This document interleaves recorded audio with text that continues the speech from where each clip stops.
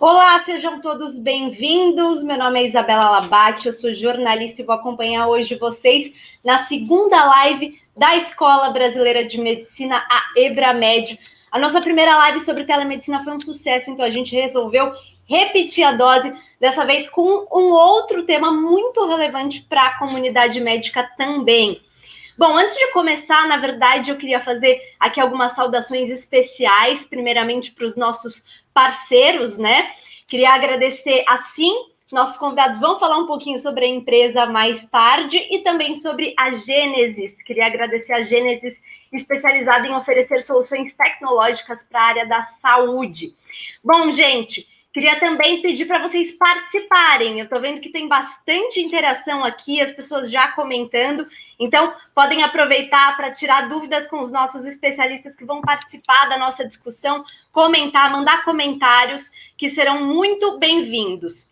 Vou apresentar aqui os nossos doutores, os médicos que vão participar da nossa live. Para começar, o doutor Alexandre Soeiro, ele que é médico cardiologista do Instituto do Coração, doutor em cardiologia pela USP e coordenador da pós-graduação em medicina de emergência da Pós-Med, que é um braço da EBRAMED. Também vai participar da nossa discussão o Dr. Vinícius Corrêa, ele é cardiologista do INCOR e fundador da Emergência Sim, parceiro da EBRAMED em nossa jornada de disseminação de conhecimento. O Dr. Lucas Lentini, ele também é cardiologista do INCOR e também é fundador da Emergência Sim. E o Dr. Leonardo Jorge Cordeiro de Paula, ele é o diretor médico acadêmico da Escola Brasileira de Medicina. Bom, doutor, vou começar com você, doutor Leonardo, vou passar a palavra. Eu queria que você, por favor, falasse um pouquinho sobre a proposta da nossa live e também apresentasse a EBRAMED para quem está assistindo a gente. Boa noite. Boa noite, Isabela. Bom, é um prazer estar aqui essa noite, nessa live, com colegas ilustres aqui compartilhando conosco essa noite. Essa live muito especial. A gente pensou num tema muito importante na prática clínica, não só para nós que somos cardiologistas, mas para todo médico que trabalha em pronto-socorro, né? Essa live ela é voltada para profissionais que atuam, né, na linha de frente do cuidado, que tem que lidar todos os dias com essa patologia, que é o infarto agudo do miocárdio.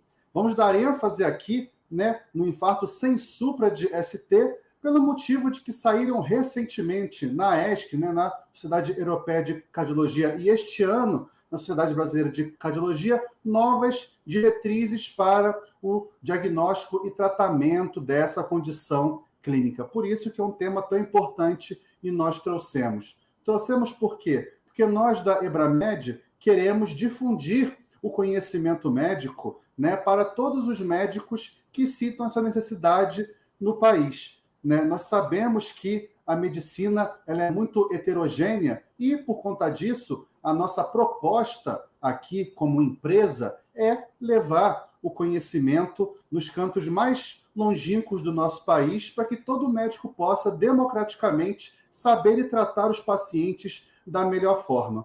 E nada melhor do que trazer pessoas tão gabaritadas para discutir isso com a gente. Gostaria muito de agradecer a presença do Vinícius e do Lucas, que são os fundadores do Emergência Sim, que é uma plataforma de ensino médico também online e de simulações realísticas. Convido a todos a conhecê-los, a fazer os cursos dele. Esses meninos passaram conosco, foram nossos residentes, então podemos dizer que participamos ativamente da formação deles e podemos garantir a qualidade dos cursos que eles fazem. E fizemos uma parceria que vai ser muito proveitosa, que vamos usufruir, cada um na sua expertise, do melhor da medicina para levar para vocês que quiserem seguir conosco nessa caminhada. E faço também aqui uma saudação ao meu amigo Alexandre de Matos Soeiro, que já trabalha comigo há muitos e muitos anos no Instituto do Coração e aceitou, né, sou muito grato por ter aceito a proposta de ser o coordenador de nossa pós-graduação em medicina de emergência. Então, feito essas apresentações, né, fico muito, muito feliz. Então vamos agora discutir um pouquinho o tema proposto. Perfeito, doutor Leonardo, muito obrigada pelas suas considerações iniciais. Vou reforçar, tá, para vocês que estão participando, eu estou vendo que tem muita gente mandando boa noite aqui no chat, então mandem perguntas, e se vocês puderem, manda seu nome, seu sobrenome e a sua profissão, a sua área de atuação, e também um comentário sobre o que você está achando dessa live. Isso é muito importante para a gente ter um feedback, para a gente saber se vocês realmente estão gostando da condução da nossa live. Bom, eu vou iniciar o nosso bate-papo aqui com o doutor Lucas. Seja bem-vindo, boa noite, doutor. Então, para começar, você pode nos explicar o que são as síndromes coronarianas agudas e qual a sua importância no cenário atual? Boa noite. Boa noite, Isabela. Então, antes de começar a falar qualquer coisa, eu queria agradecer, assim, gratidão ao universo aí por estar cercado de pessoas tão especiais, né? Doutor Leonardo, doutor Alexandre, mais do que mestres, assim, assim, de coração. É uma coisa muito especial, assim, quando você para pensar que está cercado de pessoas tão especiais na nossa formação mesmo. Então, isso é uma coisa sensacional, e é o meu parceiro de guerra aí, o Vini, que não sei, são algumas dezenas já de situações semelhantes juntos, né, Vini? Então, Isabela, começando, eu acho que essa é a pergunta mais importante para a gente estruturar todo o resto da discussão. Todo mundo sabe e todo mundo aprende, síndrome coronariana aguda, é infarto, angina instável, infarto com supra, sem supra. Mas eu acho que a gente tem que dar um passo para trás e se perguntar, eu sei mesmo, assim, eu tenho claro na minha cabeça o que é uma síndrome coronariana aguda? Isso eu queria que todo mundo que estiver acompanhando pare e se pergunte. Basicamente, a gente vai entender síndrome coronariana aguda de uma forma ampla como um fluxo sanguíneo insuficiente para o coração que vai gerar uma série de coisas. O nosso protótipo, né, a maneira mais clássica da gente entender, da gente pensar em síndrome coronariana aguda, é aquela obstrução trombótica numa placa de ateroma que vai fazer uma obstrução aguda ao fluxo de sangue, né? E aí, eu acho que a principal diferenciação que a gente tem que pensar é o seguinte: a gente está habituado a pensar na doença arterial coronariana como uma placa de ateroma ali que está obstruindo o fluxo e vai dar dor no peito, né?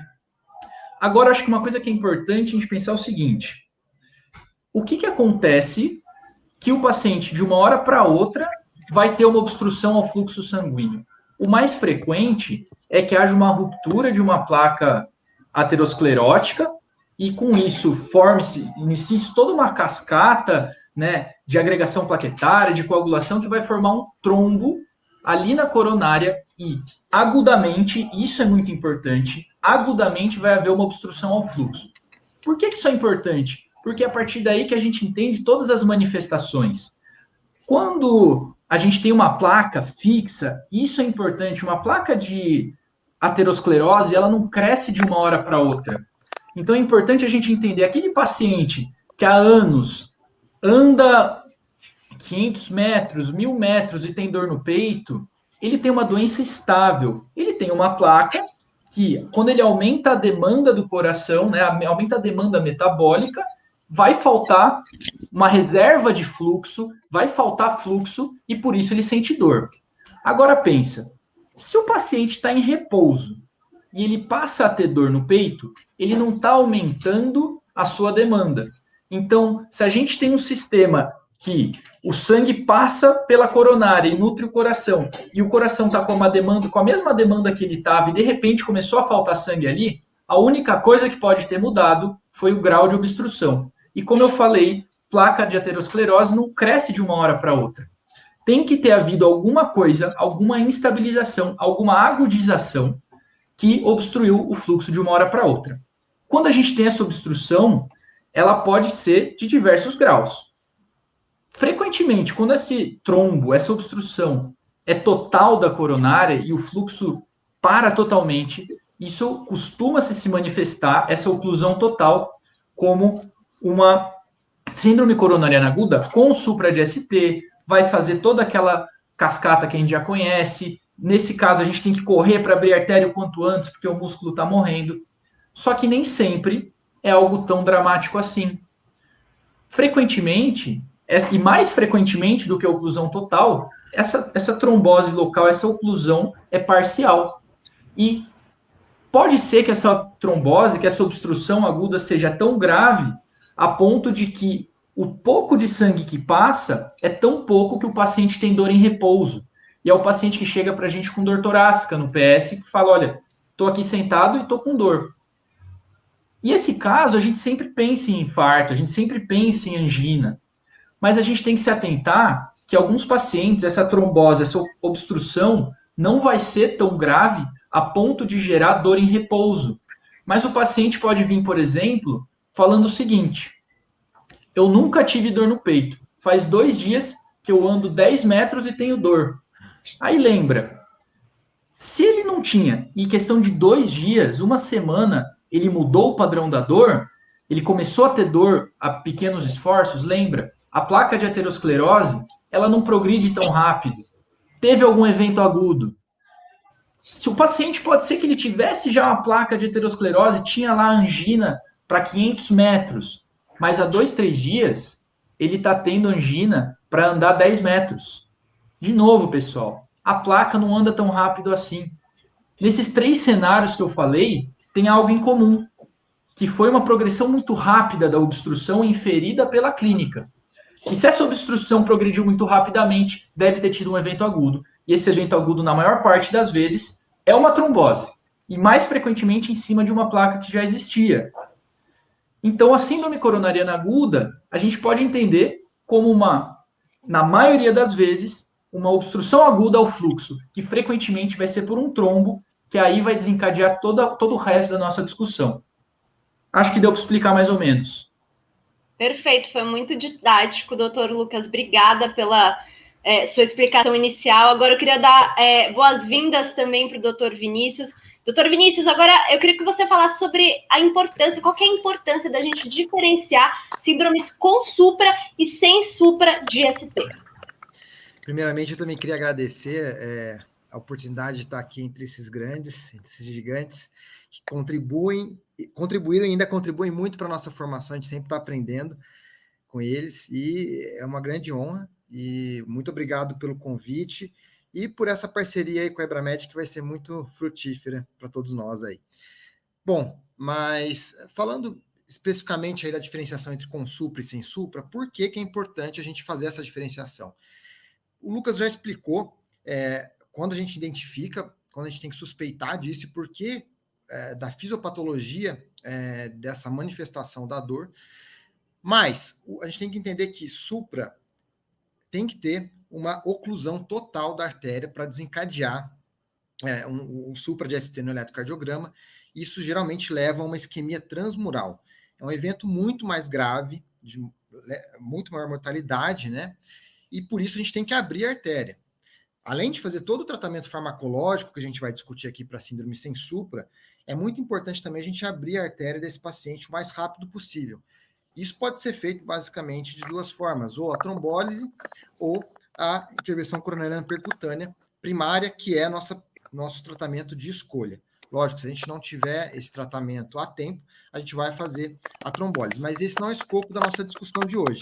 A nossa discussão de hoje vai ser pautada na síndrome sem supra, em que a gente tem uma oclusão parcial do lúmen vascular das coronárias, e isso não vai desencadear um supra de ST no eletro.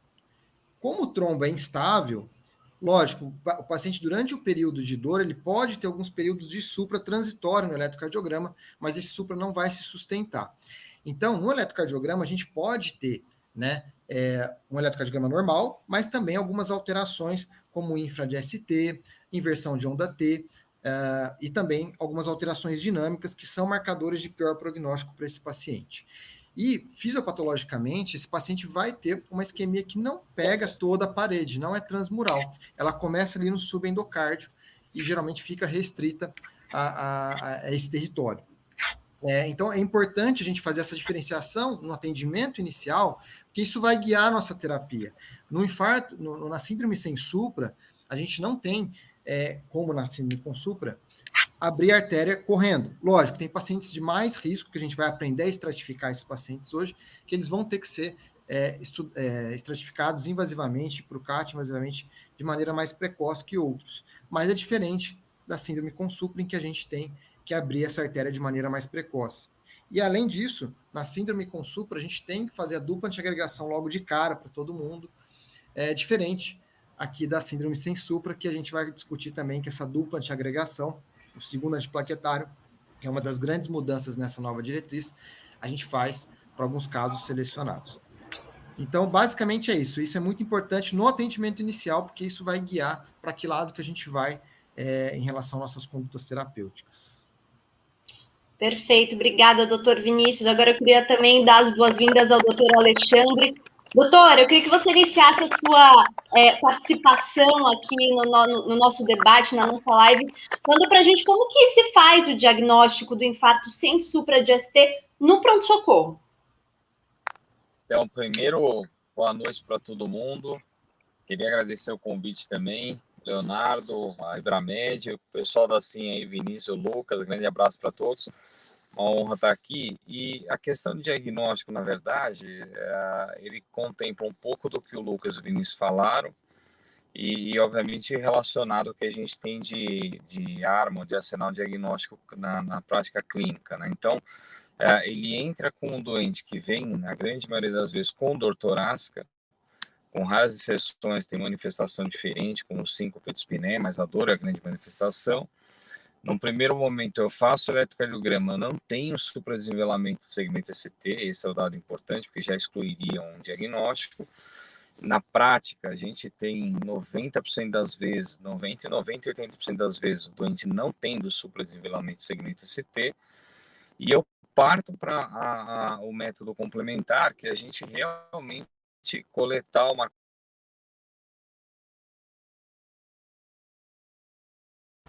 Acho que o doutor caiu, né, o doutor Alexandre? Bom, então a gente pode continuar, enquanto ele volta aqui, a gente continua a nossa discussão. Doutor Vinícius, você quer completar? Está voltando. Vamos ver. A internet tem dessa. Voltou? Tá ouvindo a gente, doutor Alexandre? Tô.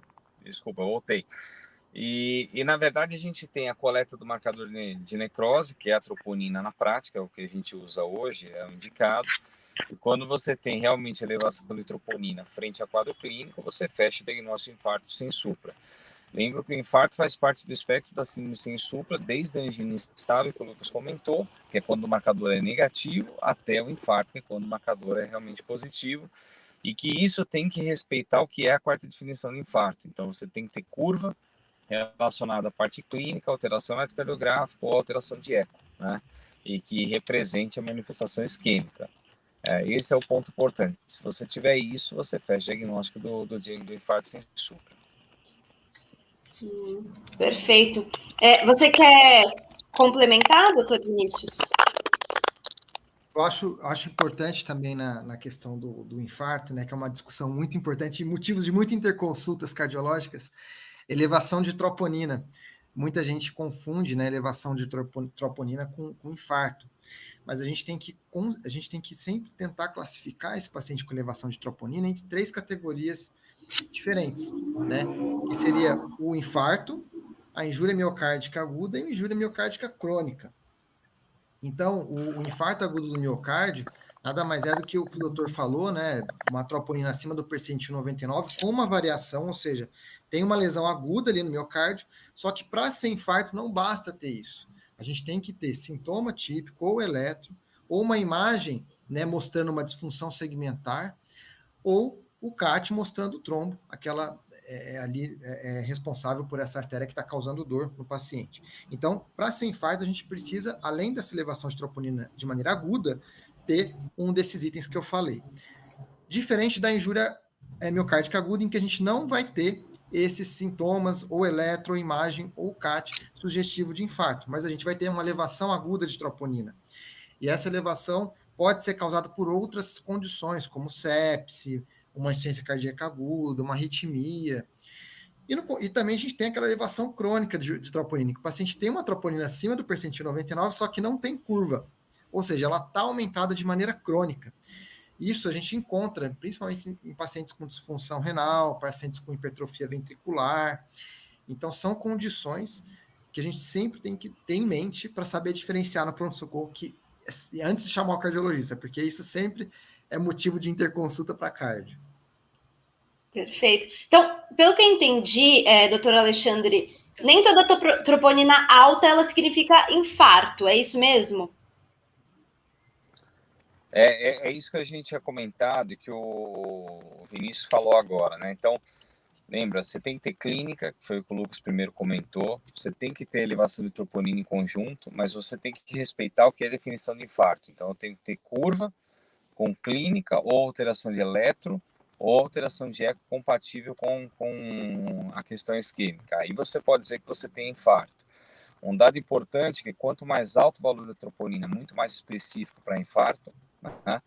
E essa questão da troponina, ela hoje não marcar especificamente o infarto, mas marcar o dano miocárdico, vem justamente de uma troca que a gente teve recentemente dos kits de troponina, que a gente deixou na maioria dos serviços de usar troponina convencional e passou a usar uma troponina ultrassensível, que detecta aí até 10 vezes mais a lesão miocárdica do que a troponina convencional. Com isso, muita coisa, como, por exemplo, crise hipertensiva, sepse, embolia pulmonar, paciente que faz taquicardia, paciente que está em qualquer condição clínica que tem agressão miocárdica, ele vai ter troponina elevada, não necessariamente é infarto agudo do miocárdio. Então, são coisas diferentes. Então, hoje, o conceito que vale a pena passar é esse: a troponina é um marcador de dano, de lesão miocárdica, ela não é um marcador mais de infarto. O infarto eu tenho correlação clínica, eletrocardiográfica ou ecocardiográfica em conjunto com uma curva. E aí sim correlacionando também o valor, e quanto maior o valor, mais específico fica.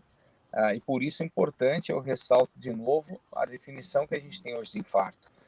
E não olhar simplesmente para exame, mas sim para a correlação daquilo que você está pedindo para poder interpretar.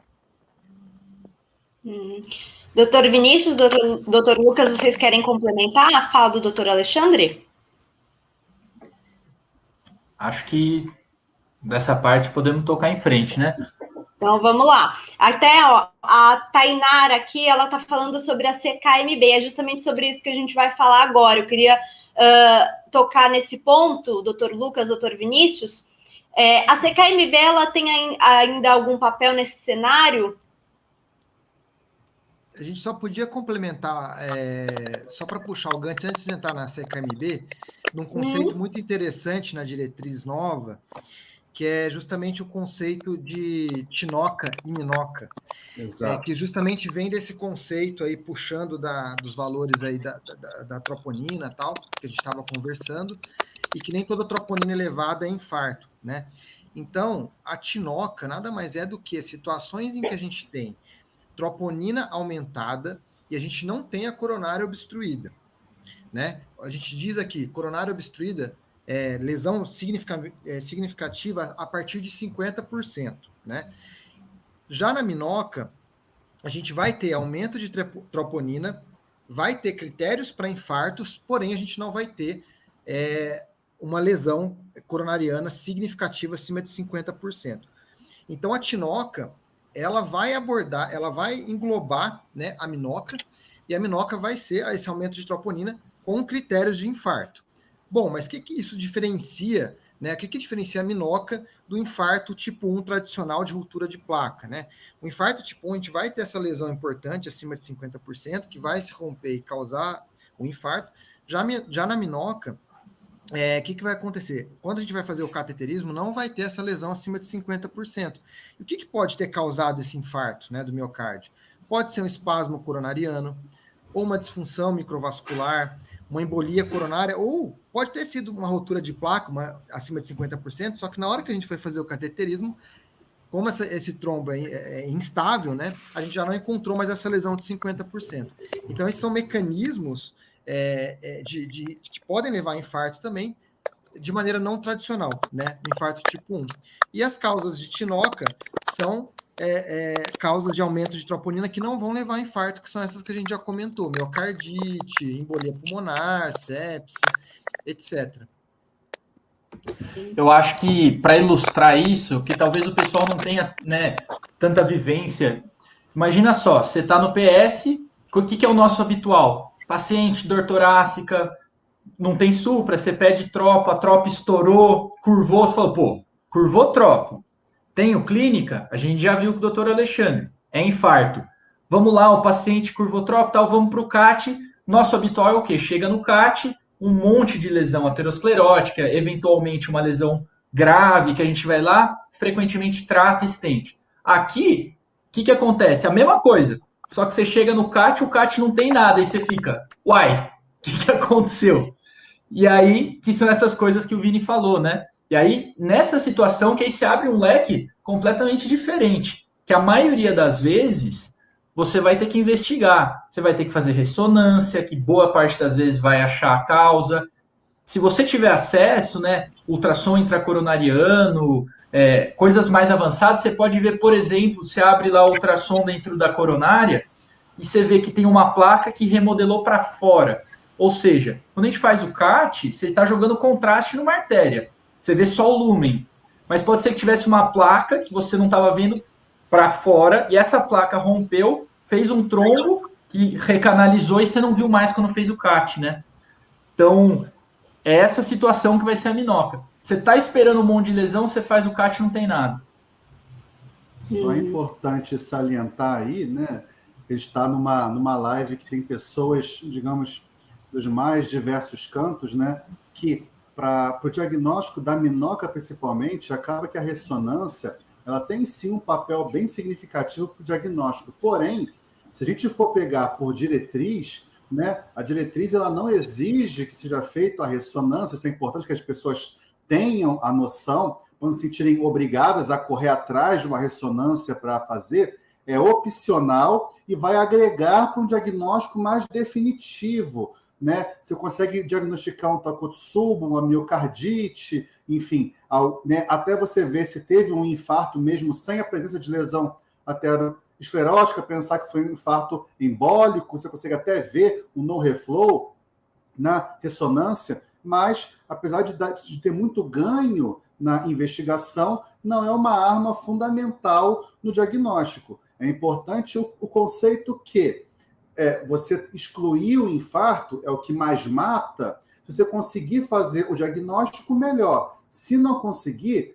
tudo bem também. Mas tem que também ter uma noção muito clara que qualquer patologia onde tenha aumento da troponina, qualquer que seja, vai decorrer maior gravidade a essa patologia, né? São pacientes que morrem mais. Então, independente de você ter um diagnóstico correto ou não, isso já vai agregar mais morbidade para o paciente que você está avaliando, que você está tratando. Então, é bem importante isso ficar muito claro. Inclusive, né, doutor Léo, o caso daquele que nem infarto né? O cara com sepse, com AVC, com outras coisas que curvam tropo, e até esses, né? Exatamente. O cara com AVC, com sepse, com TEP, que a tropo curva, são notadamente pacientes que evoluem pior, com risco maior de mortalidade. Então, a troponina é um marcador negativo em todo e qualquer contexto onde ela se eleve. Esse conceito é fundamental. A Amanda aqui está fazendo uma pergunta, não sei qual dos doutores quer responder, mas ela diz assim, para afirmar que houve uma curva compatível com o infarto, qual o percentual mínimo de aumento entre as amostras de troponina? Uma pergunta super difícil, que eu me fazia muito quando eu estava na clínica, ou até quando eu tinha acabado de me formar. Eu acho que isso seria legal ter o input de todo mundo. Mas o que eu acho que é importante, assim como várias coisas na medicina, a gente tem que tomar cuidado em categorizar uma variável que é contínua. Como assim? Troponina é uma variável contínua. 1, 2, 3, 4, 5, não é, em geral, positiva ou negativa. Então, veja, se você tiver, quanto maior for a diferença entre a primeira medida e a segunda medida, maior probabilidade de se tratar de uma injúria aguda. E aí, para você chamar de infarto ou não, você vai ter que ter aqueles critérios que o doutor Alexandre falou. Dor, imagem ou eletro. Na quarta definição, cita-se 20%. Só que isso acaba sendo um pouco menos importante no cenário atual por 2 motivos. Quando a gente tem troponina ultrassensível, o que se fala, né? A gente tem que saber o kit que a gente tem, porque cada kit vai ter uma validação do que é positivo e o que é negativo em 0 e 1 hora ou em 0 e 2 horas, que é a curva que a gente vai fazer com os kits de tropa ultrassensível. Aí você pode me falar assim, que eu acho que é a realidade da maioria das pessoas. Não sei se meu kit é ultrassensível, não sei qual é a minha troponina, o que eu faço? Primeira coisa, tente se informar. Porque pode ser que seu kit seja ultrassensível e você consiga ter uma coisa com maior validação na literatura. Regra de bolso, que vale para qualquer troponina, quanto maior a curva, maior a probabilidade de se tratar de uma injúria aguda. Se você ficou na dúvida, é muito marginal, faça uma nova medida. Porque lembra, o conceito é uma injúria aguda vai estar liberando troponina. Então, se agora é 30, depois é 50 e depois é 70, é uma coisa. Agora é 30, daqui 1 hora é 35, depois é 33, depois é 36. Não está tendo um movimento de curva. Isso é como o Vini falou, uma injúria crônica. Não sei se Vini quer complementar. Eu acho que inclusive na 4ª definição de infarto, quando você vai ler o documento, eles falam que essa variação de 20% é uma coisa meio arbitrária, não tem muita evidência, é mais opinião de especialista. Mas é um corte para a gente ter na cabeça, mas não se ater a isso, como o Lucas falou.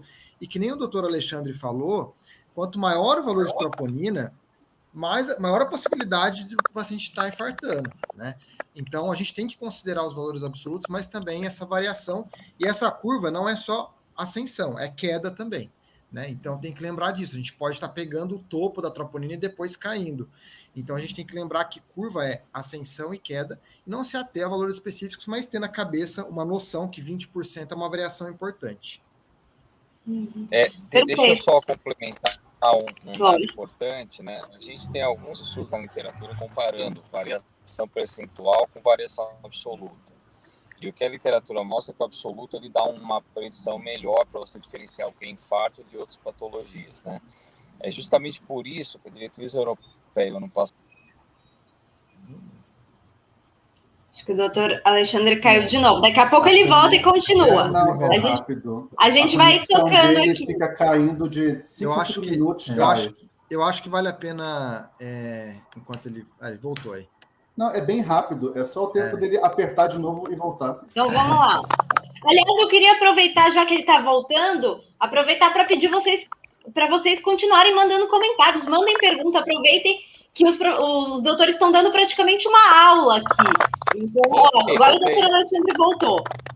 Então, só complementando, a diretriz europeia no passado, ela coloca, na verdade, o delta que você tem que ter, de acordo com o protocolo que você usa e com o kit que você tem. Então, para 1 hora, para 2 horas, e de acordo com o fabricante, você consegue pegar o delta também de 3 horas. Então, é importante que onde você trabalha, você conheça o seu kit, seu percentil 99 e o delta da tua variação com o protocolo que você está usando, né?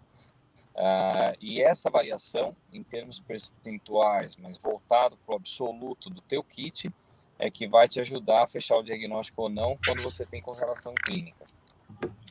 E uma dica muito prática é: abre a diretriz, pessoal, que lá tem a maior parte dos kits. Provavelmente, seu kit de ultrassensível vai estar lá com esses valores que o doutor Alexandre falou. Não tentem decorar cada um dos protocolos. Não tentem fazer isso. Vejam qual protocolo seu serviço tem e use esse. E é importante você saber se a troponina do seu serviço é convencional ou ultrassensível. As diretrizes, atualmente, elas estão indicando tanto a AS quanto a SBC para usar a troponina ultrassensível, porque ela tem maior acurácia, tem maior valor preditivo negativo, tem maior poder de detecção, né?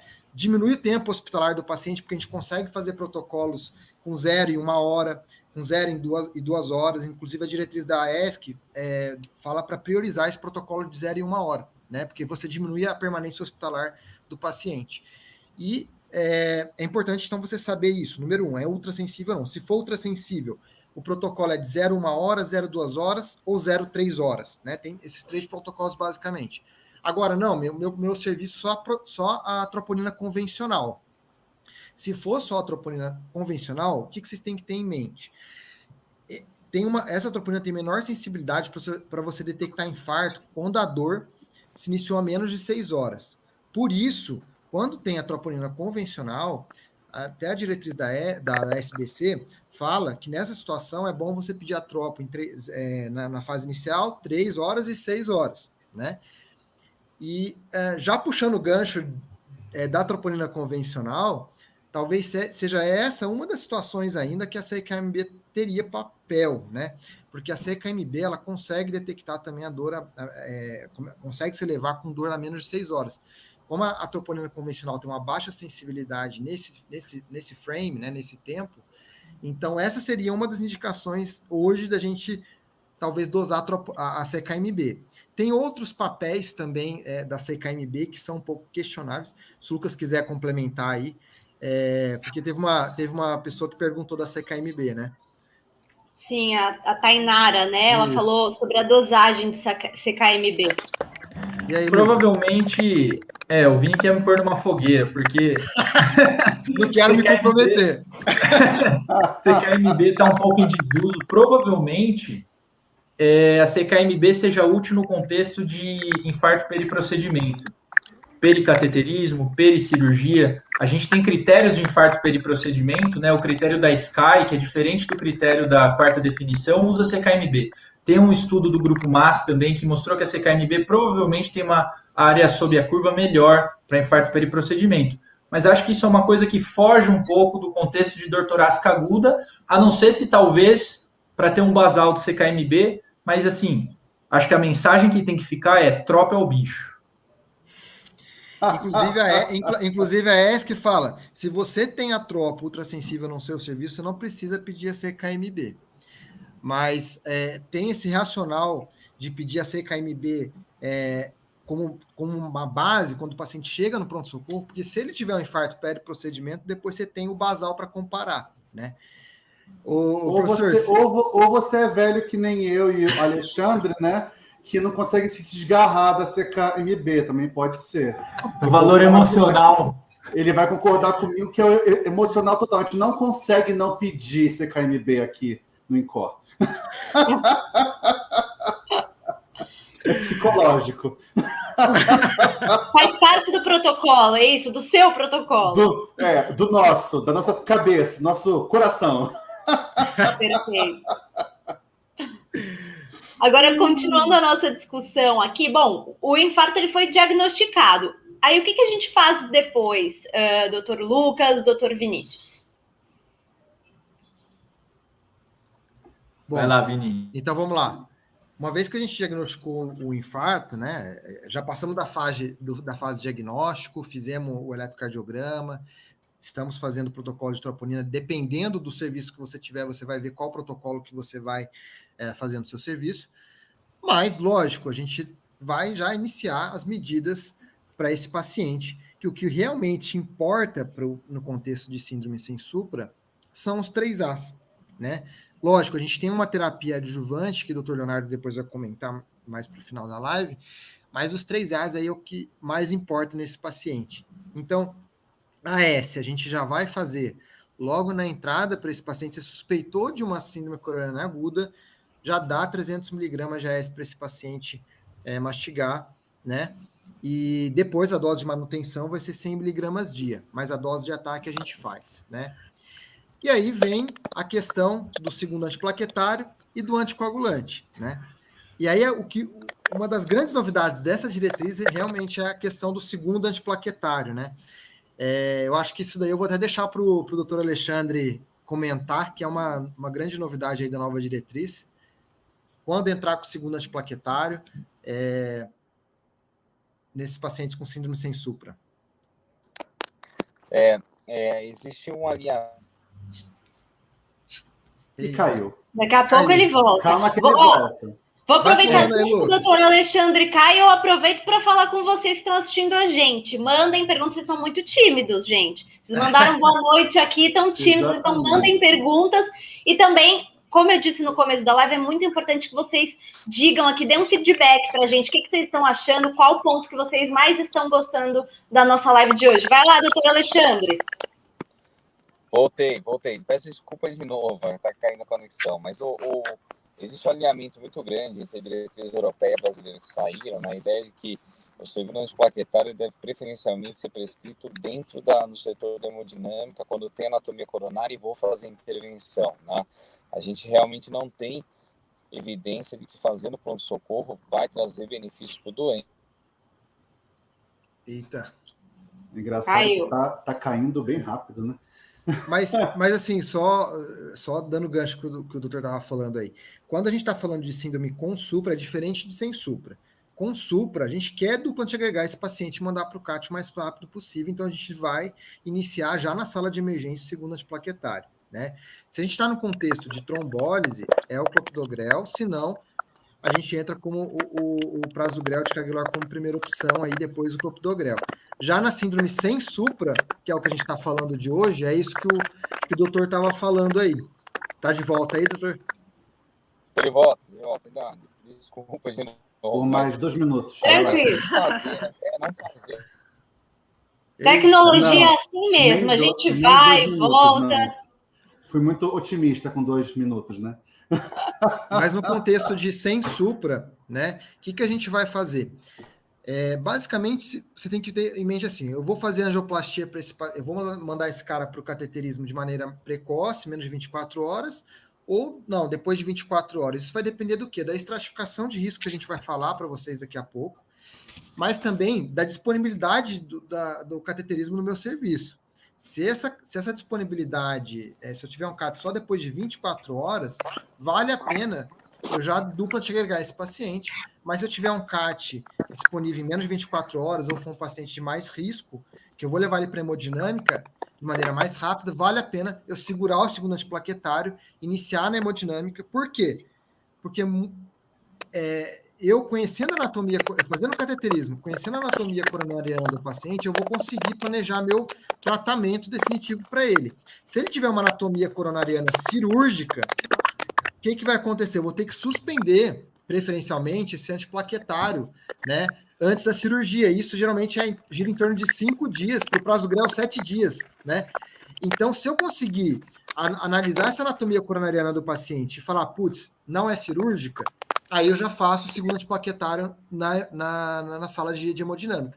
Mas eu não vi lá, é cirúrgica, segura e manda esse cara para cirurgia. E eu acho que uma coisa que é importante, né, Vini, é que a gente fica muito, às vezes, com a cabeça assim, por que não fazer certa determinada conduta? Quando a pergunta que a gente tem que se fazer é, por que fazer tal conduta? Eu lembro quando eu saí da faculdade, que a gente tinha aqui, tem grupo, né, de recém-formado, que sempre mandava um caso dor torácica, aí sempre alguém mandava AS clopidogrel e pede troponina. E eu ficava assim, caramba, por que chegou um cara com dor torácica, tá todo mundo correndo com o clopidogrel, e eu literalmente não entendia, ficava me sentindo mal, e aí, clínica, preceptoria, cardio e tal. E aí a gente sabe que tem um racional farmacocinético de que o clopidogrel é uma prodroga e ele demora para fazer o efeito, então a gente talvez tivesse um benefício teórico em fazer o quanto antes. Mas a gente não tem nenhum estudo desenhado que para isso que mostre o seguinte: quanto antes você fizer o clopidogrel, menos desfechos desfavoráveis do paciente tem, menos infarto, menos morte. Pelo contrário, a gente tem alguma evidência, como por exemplo o estudo ACOAST, que usou prasugrel, que o paciente não tem benefício em você fazer pré-tratamento, ou seja, não tem nenhum benefício em eu sair correndo para dar logo ali o segundo antiagregante antes do cateterismo, e pode ter aumento de sangramento. E aqui eu acho que, de uma forma bem simplificada, o racional eu não tenho evidência de que eu sair correndo para dar o clopidogrel antes do CAT seja bom. E eu sei que, se ele for um CAT cirúrgico, eu vou atrasar minha cirurgia, e se for outro diagnóstico, uma dissecção de aorta, um TEP, eu posso prejudicar o desfecho desse paciente. Então, o grande dilema está aí, né? A gente tem uma prática difundida, uma prática que faz sentido farmacocinético, mas que a gente não tem grandes evidências para nos guiar. E por isso que a diretriz mudou recentemente, né, Vini? Isso, e veja o que a gente colocou aqui como primeira opção, né? Se você conhece a anatomia coronariana do paciente, né? No caso do sem supra, de fazer o prasugrel como primeira opção em relação ao ticagrelor. Porém, isso é questionável. Eu queria, inclusive, passar a palavra para o doutor Alexandre aí para falar um pouquinho disso daí. Alexandre é Ticagrelor ou bom para falar prasugrel como disso. primeira opção. Em relação a isso, a europeia coloca o prasugrel como primeira opção, baseado no ISA React, mas a brasileira não, né? Ela contempla qualquer um dos dois como primeira opção, que já era aquilo que vinha sendo falado antes. Eu acho que a gente usar só o ISA React como o estudo principal, apesar de ser a única comparação direta, fica um pouco enviesado. Eu acho que vale a pena a gente entender que a gente tem dois bons antiplaquetários. Que pena. A gente fica ansioso. É a lei de Murphy. Exatamente. É só ele começar a falar que cai. Mas acontece. A gente, Não, vou te tempo, falar. pode contar, é tempo dependente. Ele fica uns minutinhos e cai. Mas Mas basicamente o que ele estava falando era do estudo ESERECT 5, que comparou o ticagrelor versus prasugrel, tanto na síndrome sem supra quanto com supra, e mostrou que o prasugrel, né, teria melhores desfechos. Opa! Aproveitar, vamos deixar ele falar. E, doutor, eu estava falando do ESERECT 5, né? Sim, eu vi que só você está comentando aí do estudo, né? Só que é um estudo que tem vieses, né? A única questão é que é um estudo único, não é um estudo com N muito grande, tem viés, e é difícil a gente dizer com certeza que aquele é o resultado real. A gente sabe que são dois bons antiplaquetários, a gente está muito bem servido. Pena. Tá ruim. Vocês querem completar, doutores? Sim. Eu acho que a gente tem o Plato, tem o Triton, que são estudos que compararam com o clopidogrel, tanto ticagrelor como o prasugrel. Sabemos que são bons. A própria ideia do estudo ISA-REACT 5 talvez não faça muito sentido. Temos duas coisas boas, vamos usar qualquer um dos dois, né? Eles são muito semelhantes. Na prática clínica, eles são muito semelhantes. Então, não faz sentido, por isso que a diretriz brasileira, achei que ela foi muito mais equilibrada, né? Equilibrada, e não colocar um preferencial, porque, efetivamente, não dá para a gente botar assim, realmente um ranking de primeiro e segundo lugar sobre essas duas drogas que são muito semelhantes nos desfechos clínicos, né? Que você vai ter uma vírgulazinha para um lado, uma vírgulazinha para o outro, enfim, mas uma vai ter uma coisa melhor do que a outra, que no frigir dos ovos vão ser muito semelhantes. E no final das contas, assim, o que tem que ficar muito amarrado usa o que você possuir no seu serviço. Né? É raro os serviços que têm as três opções, muito raro essa possibilidade, só realmente grandes hospitais vão ter isso. Se eu só tiver o clopidogrel, fique muito feliz em ter o clopidogrel. E se o seu hospital teve dinheiro para comprar uma das duas drogas, ótimo. Use uma das duas drogas que, diferente só da trombólise, obviamente, que é só com o clopidogrel, nada mais que não tem estudo para documentar. Enfim, utilize a melhor droga que você tiver no seu serviço. Simples assim. E eu acho que é importante ressaltar que o prasugrel, no caso da síndrome sem supra, você só vai poder utilizar depois que o paciente for para o CAT e você conhecer a anatomia coronariana dele. Porque a gente sabe que o esquema de pré-tratamento com prasugrel, como mostrou no estudo ACOST, que o Lentini falou, aumentou o sangramento. Então é só o cara lá na hemodinâmica. E além disso, se o cara teve AVC ou AIT prévios, a gente não pode usar prasugrel, né? E lembrar que o ticagrelor ele pode levar a dispneia, que é um efeito adverso que não é muito raro de a gente ver. Quase comum. Exato. E tem Quer completar alguma coisa, doutor Alexandre? Desculpa, eu te cortei, doutor Vinícius. Não, eu só queria perguntar para o doutor Alexandre uma coisa nova também, ou para o doutor Leonardo. Eu acho que é pessoal com você, Vini. É comigo, eu vou dirigir a palavra para ele e sai. A questão, doutor, do clopidogrel, né? Quando a gente vai fazer o clopidogrel, a gente faz a dose de ataque de 300 miligramas e depois 75 miligramas de manutenção, né? Só que no caso do paciente que tem mais de 75 anos, antes a gente suprimia essa dose de ataque, né? Sim. Agora, na nova diretriz da SBC, saiu essa recomendação de suprimir a dose de ataque para pacientes acima de 75 anos, né? Então... Sim, exato, porque é justamente você ver o custo e benefício da droga, né? Porque, efetivamente, o clopidogrel, ainda mais já com esse nível de resistência que ele possui, né, na população, e você suprimir essa dose de ataque para tentar chegar num nível terapêutico precoce, é muito deletério em detrimento do risco de sangramento que o paciente mais idoso possa vir a ter, né? Então, é um tanto racional que a gente ignore isso, coisa que eu falo que na nossa prática clínica aqui do INCO, a gente já ignora bem antes da diretriz mandar ignorar, né? Porque a gente enxerga que realmente há mais benefício do que risco, ainda mais nós aqui no SUS, que infelizmente não temos disponível o prasugrel e o ticagrelor para os nossos pacientes, né? Então, a gente não pode deixar que eles se beneficiem do efeito completo que o clopidogrel pode fornecer, né? Inclusive, puxando esse gancho que o senhor falou, de ter uma alta resistência, né, de perfis de resistência diferente para clopidogrel, né, teve uma nova recomendação também da dose, né, de ataque para os pacientes que vão para a hemodinâmica, de fazer o ataque de 600 e deixar manutenção de 150 miligramas dia por 7 dias e depois cair para 75 miligramas dia. Mas para pacientes com alto risco trombótico, né, e baixo risco de sangramento.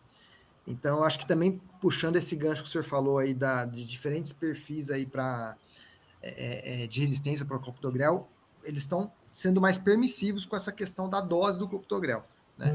Inclusive de suprimir o ataque, de considerar essa manutenção maior por 7 dias nesse perfil de pacientes, né? Exatamente.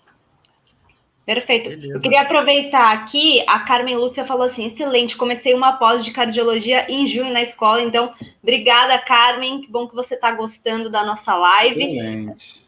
E queria responder também o Eduardo Ramário, o pessoal da Ebramédia, que já respondeu no chat, mas para quem não viu, ele perguntou se a live vai ficar gravada. Vai ficar sim no canal da Sim, tá bom? Então, se vocês quiserem rever o conteúdo, passar para alguém que tem interesse, então vocês podem aproveitar esse conteúdo que vai ficar gravado sim no YouTube. Acho que ela também vai fazer um upload também na nossa plataforma, salvo engano, também. Ficará perfeito, então nas duas plataformas para que as pessoas possam ter livre acesso a essa live. Ótimo. Então, já o Dr. Leonardo fez uma atualização aí da informação. Então, a gente vai ter em duas plataformas diferentes, ou seja, não tem desculpa para você não ver de novo, não mandar para o seu amigo que tem interesse, que também é da área, que está se especializando na área, enfim. Bom, Dr. Leonardo, para continuar a nossa discussão, tem mais alguma medicação que poderia ser dada para melhorar o sintoma ou reduzir risco de infarto? Sim, temos, né? Assim, os meninos falaram o que é o mais importante, né? Os 3As é o mais importante que temos nesse contexto agudo, superagudo do infarto. Seja com supra, seja sem supra. É o que muda ali agudamente a história natural da doença. O AS, o segundo antiplaquetário e anticoagulação. Porém, nós temos outras medidas que podemos fazer no contexto de infarto. E isso pouco importa se é com supra ou sem supra. Nosso foco é sem supra, mas temos que lembrar, todo e qualquer paciente que se apresente a você desaturando, uma saturação abaixo de 90%, isso é deletério, isso aumenta o consumo, né, miocárdico. Você tem que suplementar oxigênio para o seu paciente. Idealmente, inicialmente no catéter de oxigênio, né, a depender da necessidade, você pode progredir isso daí. Em relação às medicações, a gente tem que lembrar que assim, o que é importante, o que muda a história natural de doença nesses pacientes. Temos que lembrar do inibidor de ECA, que é uma medicação que é para ser iniciada o mais precoce possível nesses pacientes, assim como os BRA, né? Enfim, né? Como nalapril e losartana, que quanto mais precoce nós damos, melhor para o desfecho, né, para o remodelamento miocárdico desse paciente, muda a mortalidade nesses pacientes aí no médio e longo prazo, assim como as estatinas, né, que também tem o seu papel muito importante, muito fundamental nesse contexto. Sempre o pessoal pergunta, é importante lembrar do beta-bloqueador. A gente só tem que ter muita cautela, muito cuidado na utilização do beta-bloqueador. Por quê? Porque o paciente ele tem que estar, digamos assim, minimamente inflamado. Quanto mais inflamado está esse paciente, né, quanto maior o tamanho do infarto desse paciente, mais o risco de um beta-bloqueador muito precoce, né, causar aí um choque, causar um desfecho negativo nesse paciente. Então, tem que ter muito cuidado. O paciente tem que estar com aquele paciente sequinho, no máximo uma leve crepitaçãozinha em base. Qualquer paciente que esteja um pouco mais congesto, que esteja com sintomas um pouco mais intensos, você deve postergar o uso do beta-bloqueador para que você evite desfechos negativos. É importante lembrar também dos nitratos nesse contexto, né, principalmente para tratar hipertensão e dor dos nossos pacientes, né, são medicações que são utilizadas. Lembrar naquela perguntinha básica que tem que ser feita para o paciente, se ele utilizou alguma medicação aí para algum inibidor de fosfodiesterase, né, uma medicação para disfunção erétil, que são medicações que interagem com o nitrato. E também, lógico, né, lembrar, se o paciente estiver tendo um infarto de ventrículo direito, também esquece que a medicação existe. E por último, muito último, lembra da morfina, que deve ser evitada de ser usada no uso clínico geral, tá? Já foi demonstrada mais malefícios do que benefícios em termos da isquemia em si. Ela sim alivia a dor, mas é uma medicação que tem que ser deixada por último, no último contexto, só se realmente a dor for intratável e você não conseguir levar esse paciente rapidamente para a desobstrução coronariana. Então, essas são as principais medicações. Lembrando da espironolactona, que também entra nesse contextozão aí, naqueles especificamente com disfunção ventricular, passando injeção abaixo de 40%, que também já desde 99, salvo engano, que foi aquele primeiro estudo Rails lá, enfim, mostra que é uma medicação que tem benefício nesses pacientes. Eu lembro bem desse estudo que foi o ano que eu entrei na faculdade, aí fica bem marcado na minha cabeça, 99, enfim. Mas essas são as principais medicações adjuvantes. Professor, uma dica prática que eu acho que é legal dar para o pessoal, a gente percebe muito no nosso curso prático que o pessoal, quando fala em nitrato, associa imediatamente ao isordil, né? Nitrato sublingual e tal. Mas uma coisa que é legal falar, na nossa prática do dia a dia, a gente, não usa sublingual. A gente está com o paciente na sala de emergência, pessoal, tem que ter ele na mão. A gente usa parenteral. A gente faz tridil, né? Nitroglicerina EV. Uma ampola, 250 de soro e vai titulando. Esses, assim, depois que você começa a usar o tridil para analgesia, você vê que morfina, você não precisa ter medo de deixar ela por último, porque ela raramente você vai precisar. O tridil dá conta mesmo. Não, e no curso prático, né, Lucas? Muita gente já vê lá o infarto, já liga o oxigênio, já começa a morfina. Isso daí, pessoal, caiu por terra, viu? O oxigênio, que nem o Dr. Nardo falou, é só se o paciente estiver com uma saturação abaixo de 90% ou sinais de desconforto respiratório, né? E a morfina, ela diminui a absorção dos antiplaquetários, principalmente do clopidogrel. Então, também a gente não vai utilizá-la como primeira opção. Tentem usar o nitrato e o beta-bloqueador como medicações para controlar a dor do paciente, né? Mas como o Dr. Leonardo falou, beta-bloqueador cautela, principalmente endovenoso, né? Que a gente praticamente não usa. Praticamente não usa mais. Perfeito. O Gabriel Coelho, Gabriel Guimarães, ele mandou aqui uma pergunta. Doutores, me perdoem se a jornalista falar errado aqui, tá? Mas vamos lá.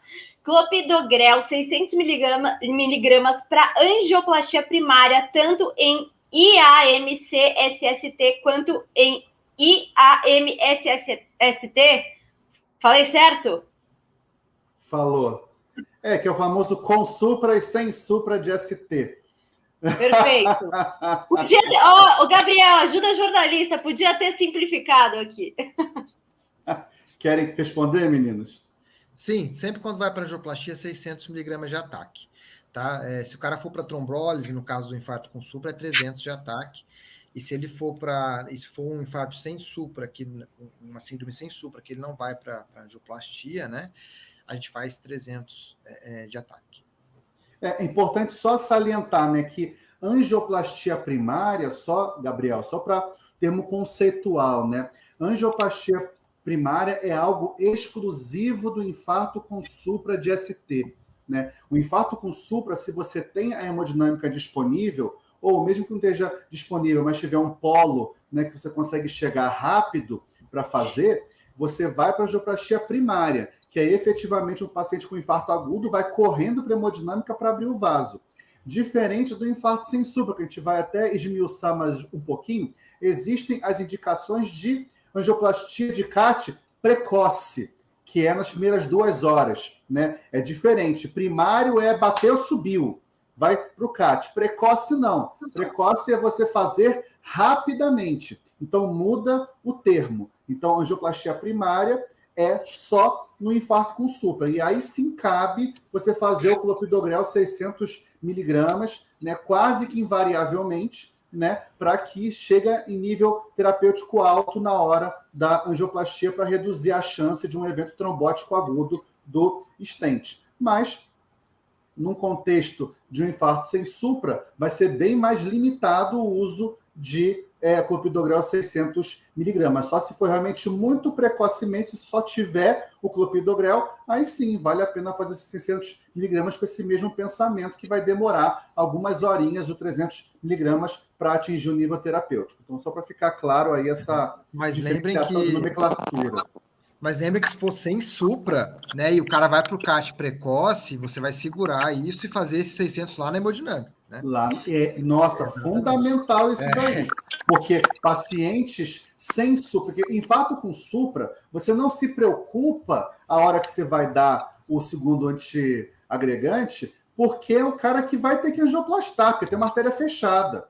Né? Por mais que seja um cara arterial, na maioria esmagadora das vezes você vai tratar a artéria culpada e depois ver o restante. No infarto sem supra, raramente a artéria vai estar ocluída. De modo geral, não está. E se o cara tem uma anatomia cirúrgica, para tudo e vai para a cirurgia. Então não faz sentido você dar o segundo antiagregante, a não ser que você já saiba a anatomia, saiba que você vai tratar só aquele vasinho, não tem chance nenhuma de operar o cara, aí você dá na hora 600 miligramas, até porque é tão em cima da hora que você dá, você tem que dar necessariamente 600 miligramas para atingir um nível terapêutico para o CAT que você vai angioplastar na sequência, minutos depois.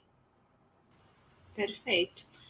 Tem algumas outras perguntas aqui também. Ângelo, bota aí na tela a pergunta do Amir. Ele está perguntando sobre a recomendação de não omissão da dose de ataque. Vocês podem responder para a gente, por favor, essa também, do Amir? A recomendação da não omissão da dose de ataque acima de 75 anos é só para sem supra ou também com supra que vai trombolizar? Para todos os pacientes, tanto sem supra quanto sem supra, porque a evidência de fazer, de suprimir essa dose de ataque acima de 75 anos é muito baixa, vem de estudos pequenos, e a gente sabe que hoje em dia tem muita variabilidade no grau de resposta do paciente ao clopidogrel. Tem pacientes que respondem mais, tem pacientes que respondem menos, isso tem influência genética, influência nas medicações que o paciente toma. Então, hoje em dia, a gente não se preocupa mais com idade para suprimir, como indicação para suprimir a dose de ataque do clopidogrel. E, além disso, naqueles pacientes com alto risco trombótico e baixo risco de sangramento, a gente pode até, né, aumentar, deixar esses 7 dias de 150 miligramas de manutenção do clopidogrel, né, que é uma recomendação que não tinha antes. E um abração para o Amir. Então você já conhece o Amir, doutor Lucas? Já, ele é da CIM também. Muito bom, show de bola. Tem mais uma pergunta aqui. Tem mais uma da Deb. Coloca aí pra gente, Amir, na tela. Ângelo na tela. Doutor Lucas, quer responder essa? Olha, que legal essa pergunta, né? Porque a gente está aqui falando de abrir artéria, de tratar o trombo e tal, e aí a Bé foi num passo antes, né? Se visto edema agudo de pulmão, o CPAP ainda é uma boa alternativa? Sensacional sua pergunta. Porque tudo isso que a gente está falando é partindo do ponto que a gente já fez o ABC. Esse paciente protege via aérea, não está em insuficiência respiratória franca, não está chocadaço, né? Porque tudo começa no ABC. Então, se o paciente chega em edema agudo, a gente vai manejar o infarto, se for por uma síndrome coronariana aguda, mas a gente vai manejar o edema agudo. E sim, o CPAP, né, a ventilação não invasiva, é uma excelente arma que vai diminuir pré-carga, vai diminuir pós-carga. Então, sim, com certeza o CPAP é uma boa se o paciente chegar em edema agudo. Perfeito. Ó, tem outra pergunta aqui. Agora o pessoal se empolgou. Mandem perguntas, gente. A Thaís Mafra, ela pergunta assim, no caso do Sensupra que não vai para angioplastia nas primeiras 24 horas, faço só 300 miligramas de clopidogrel? Sim, se você tiver só o clopidogrel no seu serviço, sim, senão você vai fazer o ticagrelor e não vai fazer o prasugrel, porque você ainda não conhece a anatomia desse paciente. Então, primeira opção, ticagrelor, se você não tiver clopidogrel 300. Isso aí. Perfeito. Então, continuando aqui na nossa linha de raciocínio, do nosso bate-papo, bom, o paciente ele já está medicado. Doutor Lucas, tem algo a se fazer depois disso? Tem. Pessoal, vamos lá. O Vini falou lá que o importante da gente chamar de com supra ou sem supra é a mesma coisa que eu falar, é um infarto com oclusão ou sem oclusão. Quando tem oclusão coronariana, zero sangue passando, músculo morrendo, tempo é músculo, vamos abrir para ontem essa artéria para salvar o músculo. A gente falando da síndrome coronariana aguda sem supra de ST, lembra que eu falei que entender o que está acontecendo é essencial para todo o resto? Então veja, se a gente está falando de um trombo em cima de uma placa em geral, com oclusão parcial, a gente vai dar S, a gente vai dar o segundo antiagregante, vai dar anticoagulação, porque a gente está lidando com uma doença trombótica. Além disso, apesar de, na maioria das vezes, a gente não sair correndo com o paciente para hemodinâmica, a gente, muitas vezes, vai precisar, sim, de um cateterismo. A gente precisa entender, a gente precisa conhecer a anatomia desse paciente, a gente precisa saber o que está acontecendo. O que acontece? Qual que é a dificuldade aqui? Quando a gente tem uma síndrome coronariana aguda com supra, vaso fechado, vamos correndo. Agora, a síndrome coronariana aguda sem supra de ST, pessoal, é uma miríade, né? Tem um monte de possibilidades. Desde um paciente que chega com 1 mês de angina para os pequenos esforços, até o cara que chega em choque cardiogênico. Então, não é para todos os pacientes que a gente vai precisar angioplastar a lesão. A gente tem sim. Então, a primeira coisa que a gente tem que se perguntar é: todos os pacientes precisam de cateterismo e angioplastia? A resposta é: todos os pacientes de alto risco. Quem são os pacientes de alto risco? Todos os pacientes que tiverem dor torácica aguda com curva de troponina, ou seja, todos os infarto agudo do miocárdio sem supra de ST vão precisar de CAT. Todos os pacientes com alteração dinâmica de eletro que marcam pior prognóstico vão precisar de CAT. Todos os outros, você vai aplicar um score que vai te dizer se esse cara é de maior ou menor risco. Então, o paciente com score GRACE, G-R-A-C-E, GRACE, maior que 140, vai precisar de CAT. Então, assim, quem que responde precisa ou não precisa de CAT? Estudos RITA-3, FRISC-2, STATICS-TIMI 48. Esses estudos mostraram que os pacientes de alto risco que são estratificados, que vão para o CAT, têm melhor desfecho. E aí, a pergunta mais difícil de responder não é precisa ou não precisa, é quando que eu vou fazer esse CAT? Aí é o seguinte, pessoal. Primeira coisa, dentre esses pacientes de alto risco, ou seja, quem curvou TROP, né, infarto, alteração dinâmica, GRACE maior que 140, tem pacientes de muito alto risco. Tem pacientes que estão com alto risco de evoluir mal nas próximas horas. Esses pacientes que estão com muito alto risco de evoluir mal nas próximas horas, a gente vai fazer um CAT em menos de 2 horas, mas esquece isso. A gente vai fazer o CAT assim que der. Aqui o raciocínio vai ser igual ao do supra, a gente vai sair correndo. E quem são esses pacientes que precisam ir logo para o CAT correndo? instabilidade elétrica, ou seja, está fazendo arritmia ventricular atrás de arritmia ventricular, está fazendo TV, fez FV. Por quê? Porque eu estou falando que esse cara tem uma síndrome coronariana aguda e está fazendo arritmias que ameaçam a vida. Então, provavelmente essas arritmias são secundárias à obstrução coronariana, tenho que abrir para ontem. O paciente chega com instabilidade hemodinâmica, chocado. Acredito que é decorrente do infarto, vai para hemodinâmica correndo. Paciente está com uma insuficiência cardíaca aguda, seja por complicação mecânica, rotura de papilar, parede livre, etc. Seja porque eu estou atribuindo não a uma complicação mecânica, mas a perda de parede mesmo, vai para o infarto correndo. Agora, veja, isso não é nosso dia a dia. A maior parte dos pacientes com síndrome coronariana aguda sem supra de ST não chega com esses quadros ultra agudos, ultra graves, mas frequentemente eles chegam com dor refratária ou dor recorrente. E essa também é uma indicação da gente urgenciar o CAT, desse paciente ir rápido para a hemodinâmica para tratar a dor desse paciente. É sinal de que ele está tendo isquemia continuada, então a gente precisa levar esse cara rápido para a hemodinâmica. Então, olha... Perfeito.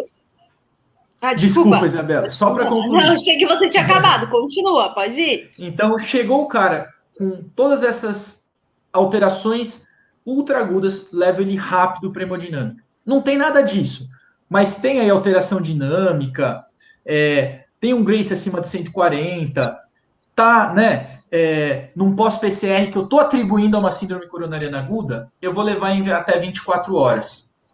A gente tem estudos, né, que tentaram comparar o Verdict, T-Max, tentaram comparar, levar esse cara em menos de 24 horas e acima de 24 horas para ver se tem diferença. E aí uma coisa você pode pensar assim, puxa, mas eu estou aqui no meu serviço, não vou conseguir levar esse cara em até 24 horas. É muito ruim isso? Veja, talvez o principal estudo que comparou o tempo, né, não estou falando se vai ou não vai para o cateterismo, estou falando, o paciente aqui, decidir que ele infartou, não tem supra, preciso mandar ele correndo para o cateterismo sem essas alterações de altíssimo risco? O principal estudo que avaliou isso foi o T-Max, se eu não me engano é de 2009, e ele comparou mandar o paciente rápido e mandar em até 72 horas. A média dos grupos foi em 14 horas e o outro em 50, se eu não me engano, e o estudo foi neutro, não teve diferença. Ou seja, não é um absurdo esse paciente demorar um pouco mais para ir para o CAT. Agora, subgrupo de Grace acima de 140 e pacientes e o subgrupo de pacientes com Grace acima de 140 teve benefício.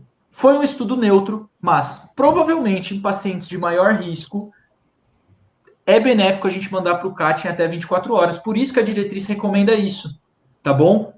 Agora, não conseguiu? Tenta mandar o quanto antes, tá bom?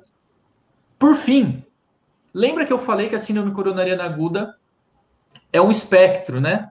Tem aquele paciente que chegou sem curvatrópico, sem alteração dinâmica de eletro, que está bem, teve uma dor que já passou. Esse paciente, se ele for de baixo risco, talvez você possa fazer uma avaliação não invasiva, uma angiotomografia de coronários, por exemplo, e a partir do resultado, você define se ele vai para o CAT ou não. E aí eu sugiro que seja o momento de você já pedir uma avaliação do especialista, que entra numa outra vereda aí, que é um pouco mais específica. Perfeito. Doutor Alexandre, se você conseguir, você gostaria de fazer alguma consideração sobre isso que a gente está falando agora? Eu sei que você queria fazer um questionamento. Não, na verdade, só deixar claro mesmo a questão das indicações, e lembrar só de um grupo, que é o grupo de muito alto risco, né? Angina refratária, recorrente, instabilidade hemodinâmica, esse doente, na verdade, em 2 horas cateterismo, né? Ser mais precoce do que simplesmente a divisão de alto e médio, que hoje a diretriz europeia tirou o médio, considera baixo ou alto, mas o muito alto que realmente chama atenção. Então, lembrar que existe esse grupo e que não é porque não tem supra que às vezes você não precisa correr para o CAT. De outra forma também, no serviço que você tem cateterismo rápido disponível, eu sei que eu posso em 24, mas até tentando juntar um pouco a questão do dar o antiagregante na hemodinâmica, e gerar uma segurança maior, se eu puder subir mais rápido esse doente, então em 4, 2, 3 horas o doente, melhor. Eu não deixo o doente descoberto no pronto-socorro e eu consigo fazer o antiagregante no setor de hemodinâmica conforme a diretriz pede, tanto a europeia quanto a brasileira, né? E aí podendo optar pelo antiagregante mais potente como prioridade principal, aí, até pelo benefício clínico que isso pode trazer. Sabe uma coisa que é muito interessante? Eu comentei do Timax e do Veredict, foram estudos que testaram tempo até o cateterismo, né? Saiu um estudo, se eu não me engano, ano passado, que chama Early, que testou tempo até cateterismo no contexto atual de suprimir o antiagregante, o segundo antiagregante. E nesse contexto, parece que fazer o cateterismo antes reduz isquemia recorrente refratária. Talvez porque a gente está suprimindo um tratamento que não foi supresso nos outros estudos, né? Sim. Uhum. Legal. Bom, a gente também, né, eu queria falar com o Dr. Vinícius, vou passar a palavra para você. O que a gente pode fazer depois que o paciente é tratado na hemodinâmica? Isabela, antes eu queria só mostrar para a galera esse eletro aí. Boa. Como vocês eu só viram gosto de um eletro, é isso? Lógico, tem que ter, né? Como o pessoal viu aqui no último fluxograma que a gente colocou da ESC, vejam que tem uma indicação que nova que coloca o paciente com muito alto risco, que é justamente esse supra de EVR com infradifuso. O que é isso, né? Esse eletro aqui, vocês vejam que tem um supra segmento, elevação, né, aqui do segmento ST em AVR, e tem um infra de ST difuso. Isso, pessoal, é um eletro de altíssimo risco. Ele não fecha critério para um eletro com supra de ST. Mas ele é um eletro que todo mundo tem que ter em mente, que é uma lesão de tronco de coronária esquerda. E esse paciente tem alto risco para morte súbita, arritmia. Então, esse paciente, a diretriz da ESC colocou como um paciente de muito alto risco que tem que ir para o CAT em menos de 2 horas. Né? Já a diretriz da SBC não incluiu esse paciente como muito alto risco. Mas é um paciente que lá no INCOR a gente inclui como A gente muito encara alto como risco. muito alto risco. Em grandes instituições do país, encaram como muito alto risco. Posso falar para instituições como Einstein, Sírio, todos eles encaram esse paciente como muito alto risco e mandam muito precocemente para o cateterismo. Então, não é um paciente que você vai pensar nunca em trombolizar, pelo amor de Deus, tá? Não cabe trombólise, mas se tiver laboratório de hemodinâmica no seu hospital ou próximo, joga esse cara para o CAT o quanto antes possível, porque sim, é um alto risco também de mortalidade. Desculpa, Tadeu, esse eletro aí é um supra, hein? Olha de E3 lá, tá suprado, pô, e o resto é espelho da dorsal, hein? Não é por nada não, mas olha aí, hein? E é um suprinha mesmo, D3, hein? Mas é um suprinha vagabundo. Mas vagabundo. Mas ó, V2 e V3 é espelho da dorsal. Pode inverter o eletro aí que tá suprado. Certeza. E sabe, professor, eu ia falar exatamente algo nesse sentido. Uma coisa que eu tenho lido muito e que tem chamado muito minha atenção, o Vini sabe provavelmente do que eu vou falar agora, que teve alguns autores em 2018 estavam sugerindo, é uma coisa bem assim, underground, não é assim falado nos congressos, etc., mas eu acho que é uma coisa que faz sentido até para a gente discutir, que a nomenclatura com supra e sem supra, ela quer dizer respeito a quê? A oclusão arterial ou não oclusão arterial, que é o que a gente já falou, que seria sair correndo para o CAT, porque oclusão é músculo morrendo, né? E a gente sabe, a gente vê na prática que frequentemente eletro sem supra inicialmente chega no CAT e tem artéria fechada. Então, eu acho que a gente não está na diretriz, mas acho que cabe a gente se perguntar, sempre que pegar um eletro no contexto de dor torácica, o seguinte, não é só tem supra ou não tem supra, mas tem sinal de artéria fechada ou não? Esse, como o professor apontou, a gente vê que V2, V3 tem um infra-horizontal, que talvez V7, V8, V9 lá atrás vai estar suprado. Às vezes, outros exemplos, né, o padrão de DE-Winter, a gente sabe que pode ser uma oclusão de DA proximal, às vezes um supra discreto em parede inferior com infra de AVL pode ser uma artéria fechada, né? Talvez uma marginal lá da CX que está escondidinha. Então, é muito interessante a gente considerar que existem outros padrões que sugerem artéria fechada, que talvez não fechem 1 milímetro do supra, né?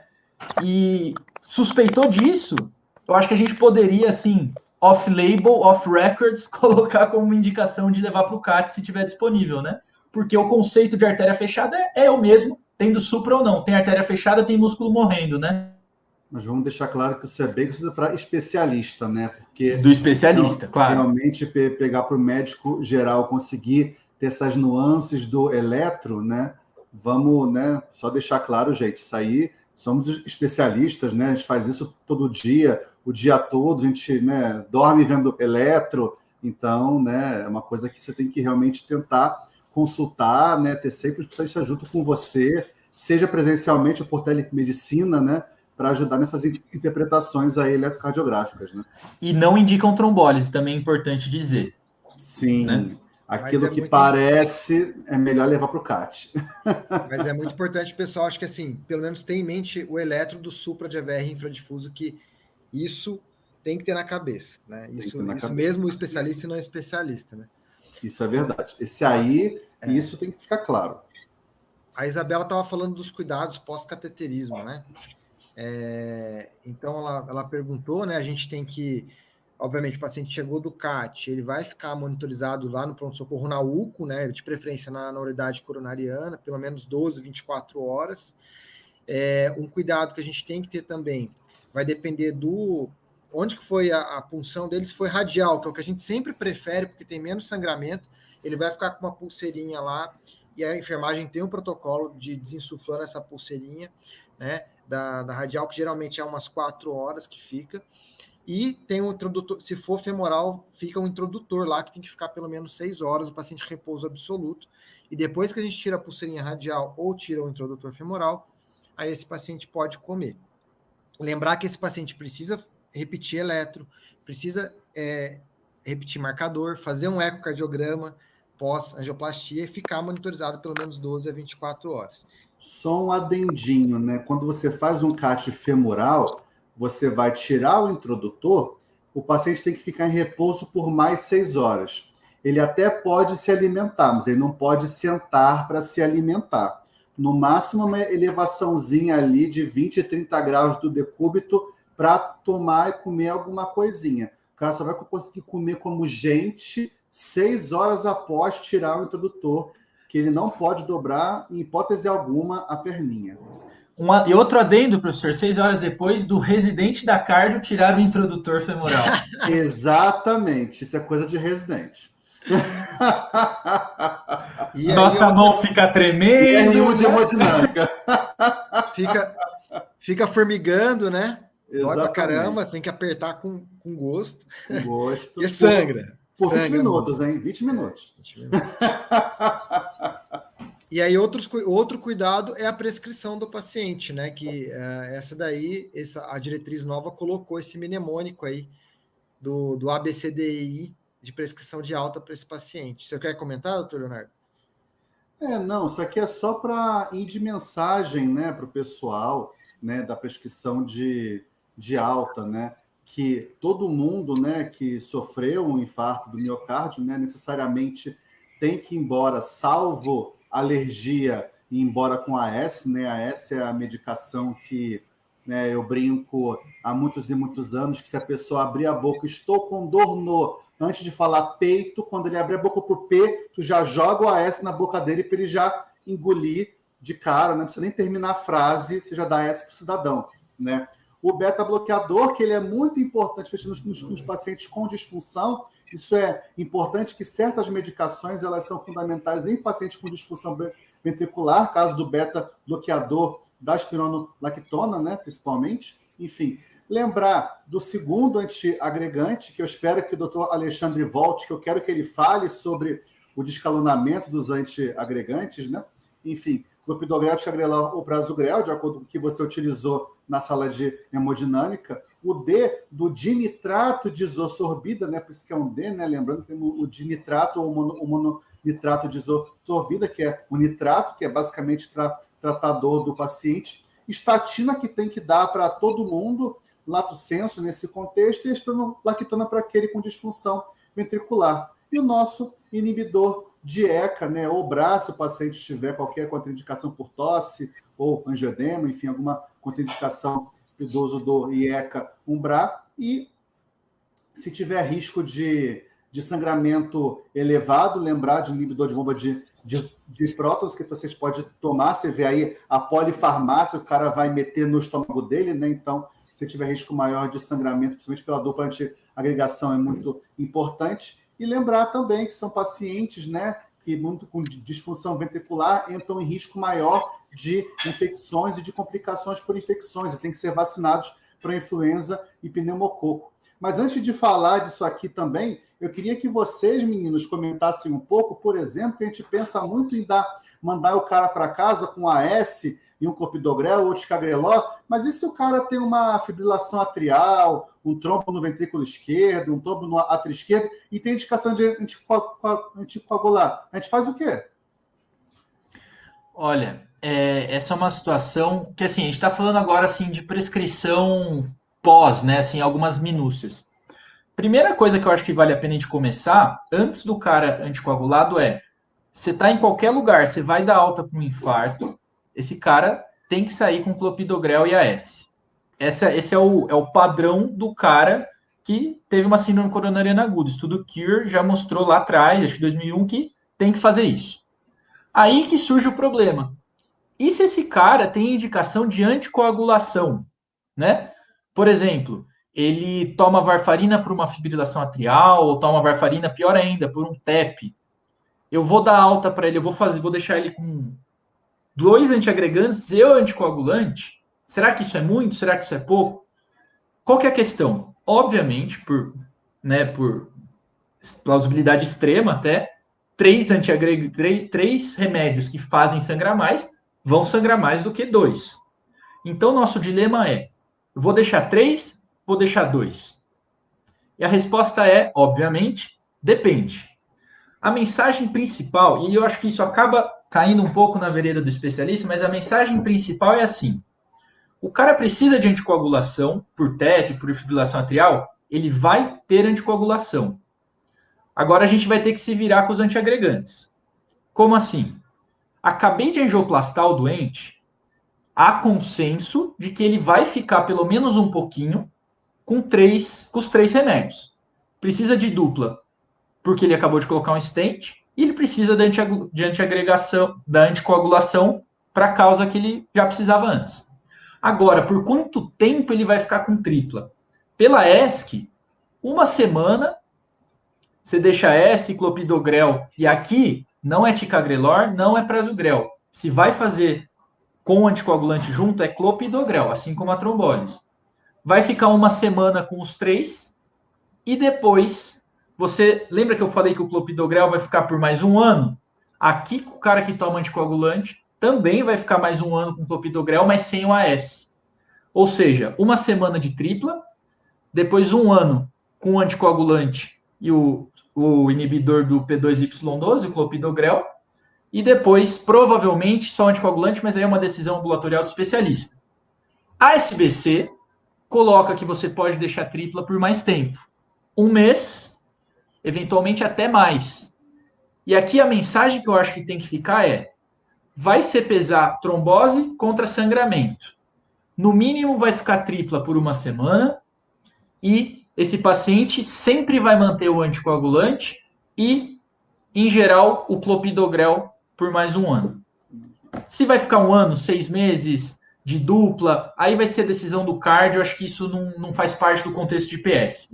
Mas lembre que esse cara precisa sair com anticoagulante e com mais um antiagregante. Não sei se vocês querem complementar mais com alguma coisa. Eu acho que só vale só o comentário que a nossa realidade é um pouco difícil, dura, né? Da boa e velha varfarina, mas existe a preferência por diretriz de usar os NOACs, né? Os novos anticoagulantes, né?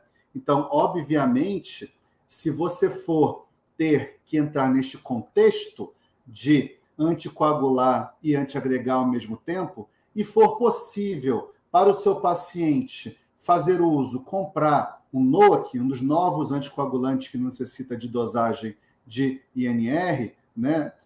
Ixabana, rivaroxabana, enfim, todos esses remedinhos aí que temos, né? Não vou fazer propagandas aqui específicas, enfim, mas o importante é que, se for possível que você não faça associação com varfarina, tenha essa escolha, faça essa opção. Agora, se na sua realidade não for possível, se o paciente realmente não tiver condição financeira de comprar, aí a gente vai se virar com a boa e velha varfarina mesmo. Então, só isso também que é legal ficar salientado. E eu acho que assim, até eu estava pensando aqui, né? Isso é uma coisa que é tão específica. Eu acho que, na prática, você está com um paciente que precisa de anticoagulação e acabou de infartar, não confia na memória. Pega a diretriz, pondera, discute com o especialista, né? Eu acho que isso é uma coisa que essa ponderação, essa prudência vai cair bem para esse caso, porque não é um caso trivial, né? Sempre benéfico. Mas é uma coisa que o pessoal tem que lembrar, assim, paciente sem anticoagulante, sem uso de anticoagulante ou sem indicação de iniciar esse uso de anticoagulante, ele vai manter esse ADAPT aí por 1 ano, né? AS clopidogrel, essa duplinha, ou AS ticagrelor, ou AS prasugrel, por 1 ano, salvo exceções também que vai depender do especialista. Mas lembrem desse 1 ano aí após evento agudo. Acho que isso que o Vini falou é o mais importante de tudo, né, Vini? Vamos supor, você mandou para referência, angioplastou, você vai dar alta, por favor, não esquece do AS clopidogrel. Exatamente. Eu queria agradecer aqui a Viviana Machado. Essa aqui é para vocês, viu, doutor Lucas, doutor Vinícius. Ela está falando discussão sensacional, sim, sempre arrasando. Obrigada pela audiência, Viviana, e pela participação também. Aliás, eu queria agradecer a participação de todos. Foi muito produtiva aqui a nossa live, bastante conhecimento, né? Que vocês puderam compartilhar aí com todo mundo que assistiu a gente. Agora vamos para as considerações finais. Eu queria agradecer a participação do doutor Alexandre, doutor Leonardo, doutor Vinícius, doutor Lucas. Doutor Lucas, quer começar fazendo nossas considerações finais? Queria agradecer todo mundo que assistiu, queria agradecer doutor Alexandre, doutor Leonardo, o Vini, né? O Vini, começar pelo Vini, que é mais fácil, né? Vini, meu irmão, sócio, tudo, sempre junto aí. E doutor Alexandre, doutor Leonardo, de novo, assim, de verdade mesmo, sem puxação de saco nem nada, uma honra poder estar aqui. Eu lembro desde o meu R1 de clínica, que eu rodei no INCOR, até depois quando eu rodei no R3 de cardio, poder participar de uma discussão com pessoas que você admira há tanto tempo, é uma coisa que eu estou descobrindo agora como e é muito bom. Então, agradecer poder estar nesse momento aqui com vocês, poder estar junto com os nossos heróis, assim, é muito legal. Então, obrigado, foi muito gostoso e a gente espera sempre fazer mais dessas. Com certeza. Doutor Vinícius, por favor, suas considerações finais. Eu também, assim, queria agradecer imensamente aí o evento, o convite, a participação de todos e principalmente ao doutor Leonardo e ao doutor Alexandre, que, como o Lucas falou, eu sempre admirei muito desde a época de clínica. E sempre agradecer pelos ensinamentos que eles nos deram e continuam nos ensinando no dia a dia aí. E é muito bom agora poder trabalhar ao lado de vocês, né? Junto com a Ebramed, assim, que tem muito projeto bom vindo aí em conjunto. Exatamente. Doutor Vamos esperar Leonardo. o Alexandre voltar, pô. Ele vai voltar, ele tem que dar um Ele tchau, vai voltar? Aí, ela voltou. Voltando. Você chamou, ele voltou. Tá Vamos vendo? ver. Alexandre, dá o tchau aí.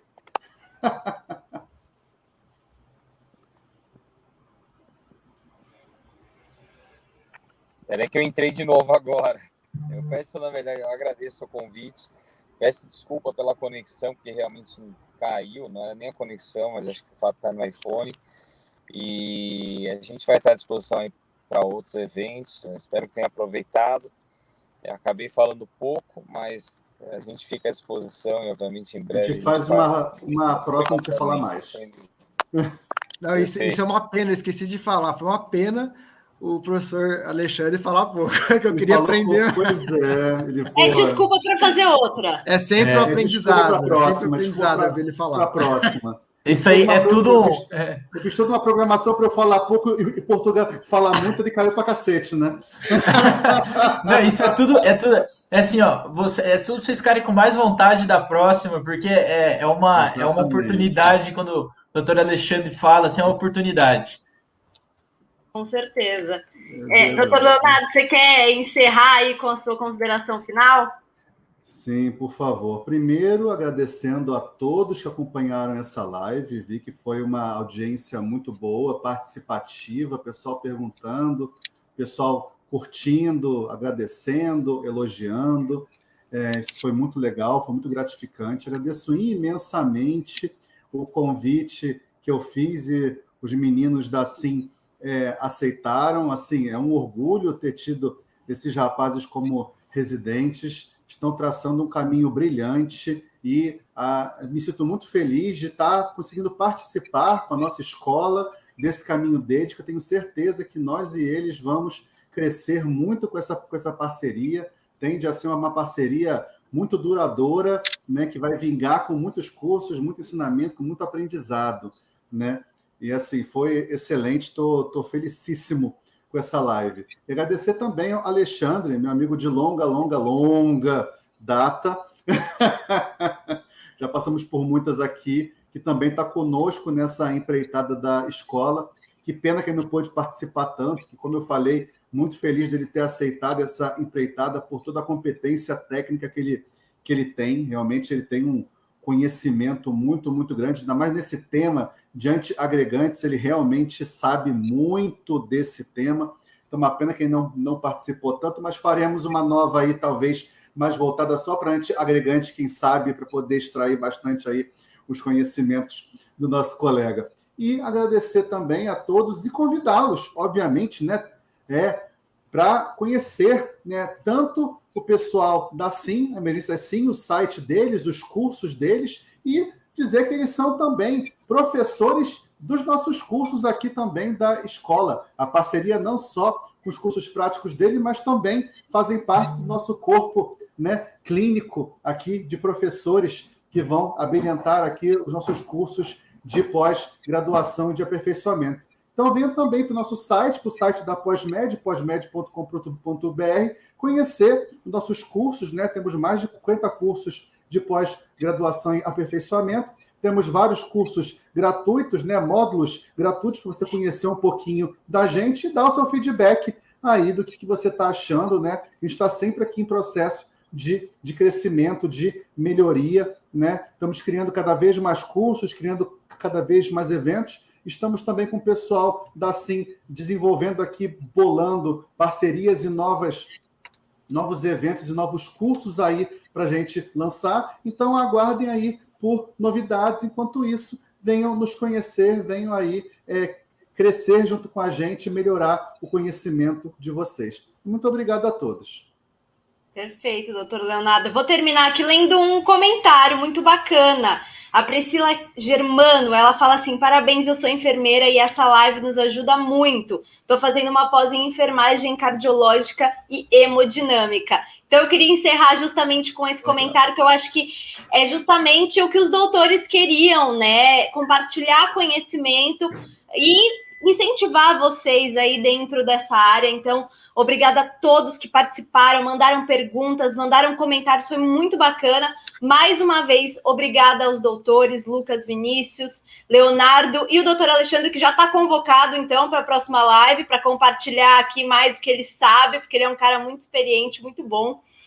Então, obrigada a todos. Lembrando, gente, que essa não foi a última live, não, tá? A gente vai ter mais live, a Ebramed vai fazer mais lives para também compartilhar outros assuntos relevantes na área médica, na área da saúde. Então, não percam, aproveitem, se inscrevam lá no canal para não perderem os próximos eventos e também se inscrevam na SIM, aproveito para fazer o convite aí, porque eles também têm muito conteúdo e muito curso bacana. Obrigada a todos, gente, boa noite e até a próxima. Tchau, tchau.